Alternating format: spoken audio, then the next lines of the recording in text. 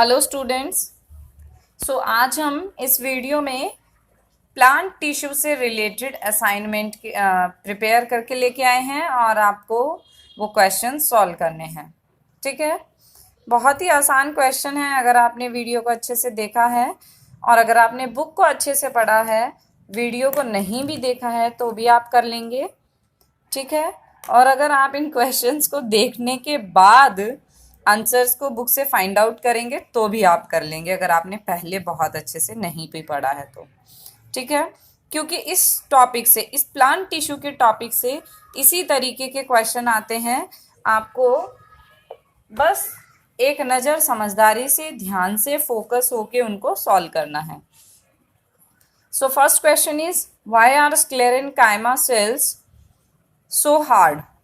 वो हार्ड क्यों होती हैं? वेरी सिंपल क्वेश्चन, कोई भी आसानी से आंसर दे सकता है कि कोई भी सेल्स हार्ड क्यों होती हैं। और यहाँ स्पेशली बात की है स्क्लेरेनकाइमा की, जो कि आपको बहुत अच्छे से पता है। हमने स्क्लेरेनकाइमा का जिक्र फ्लोएम फाइबर्स में भी किया है, स्क्लेरेनकाइमा में सिंपल परमानेंट में तो किया ही है।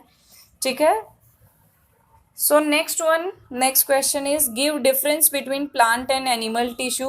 अगेन हम कंपेयर करके फीचर्स को समझ सकते हैं कि प्लांट्स के अंदर कैसे टिश्यू होने चाहिए और एनिमल्स के अंदर कैसे टिश्यूज होने चाहिए।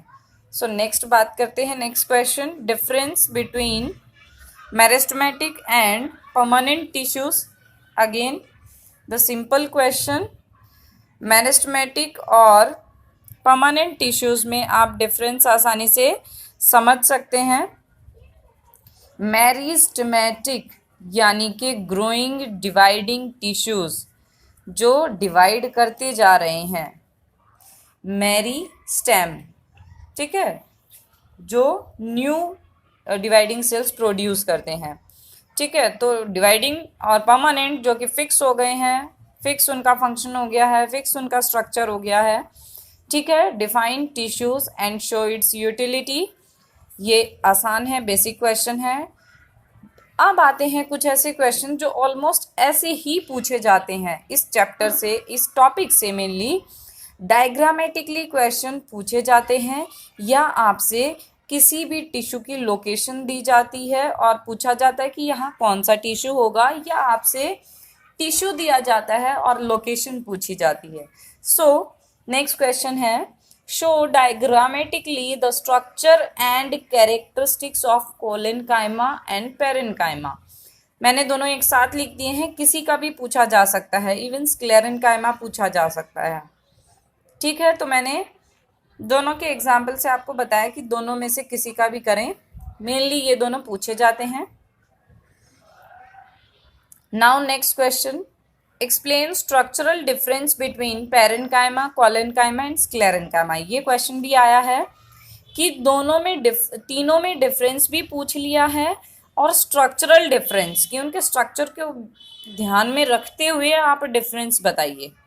ठीक है, तो आपको कंपैरेटिव स्टडी एक तरीके से करनी है तीनों के बीच में, और स्ट्रक्चर को ध्यान में रखते हुए फीचर्स को कंपैरिजन के हिसाब से, डिफरेंस के हिसाब से लिखना है।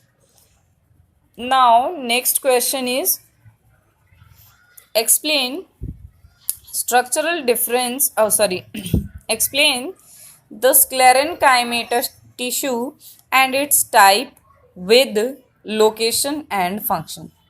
ये स्क्लेरेनकाइमा पे एक पूरा का पूरा कंप्लीट क्वेश्चन है। इसको पार्ट्स में भी पूछा जा सकता है, मैंने एक साथ लिख दिया है ताकि आप पूरा ही एक साथ रिवाइज कर लें, उसके बाद कैसे भी आए आप आसानी से सॉल्व कर सकेंगे। नेक्स्ट है, pulp of guava is made gritty by the presence of which tissue. Again simple answer, आपने नोट्स में देखा है तो आपको याद आ जाएगा। Give function of simple protective tissues. ठीक है, सिंपल प्रोटेक्टिव टिश्यू के फंक्शंस लिखने हैं। Show diagrammatically the position of meristematic tissue. इसमें आपको पोजीशन बतानी है मेरिस्टेमेटिक टिश्यू की on the basis of diagram, कि वो कहाँ कहाँ प्रेजेंट हैं, किसी प्लांट में, स्टेम में, कहाँ भी। ठीक है, now next, draw the diagram of phloem tissue. Phloem का एलएस बहुत बार पूछा जाता है, मैंने समझाते हुए भी बताया था, तो यहाँ पे उसी से रिलेटेड क्वेश्चन है, draw the diagram of phloem tissue. और कई बार ऐसे पूछ लिया जाता है, draw the LS of phloem tissue. यहाँ फ्लोएम टिश्यू कहा है, किसी एक सेल को नहीं पूछा है, ठीक है। Identify the types of tissue in the following areas. First है बार्क ऑफ ट्रीज में कौन सा टिश्यू होता है, वस्कुलर बंडल्स में कौन से टिश्यू हैं, बेस ऑफ लीफ पेटियोल पर यहाँ पे कौन सा होता है, कवरिंग कोटिंग या सेल्स ऑफ नट्स किसकी बनी होती है, इस एरिया पे कौन सा टिश्यू होता है, ठीक है। नाउ नेक्स्ट है असर्शन रीजन क्वेश्चन, ताकि आपको ये भी आइडिया रहे कि इस तरीके के क्वेश्चन भी आते हैं। असर्शन में पूछा है पेरेन्काइमा इज ऑल्सो कॉल्ड, कहाँ है असर्शन में, कहाँ है यानी कि स्टेटमेंट में कहाँ है, parenchyma is also called एरेन्काइमा, is that true और नॉट, ये आपको समझना है। रीजन दिया है कि ऐसा क्यों कहा गया है, parenchyma have air cavities and help in floating of aquatic plants.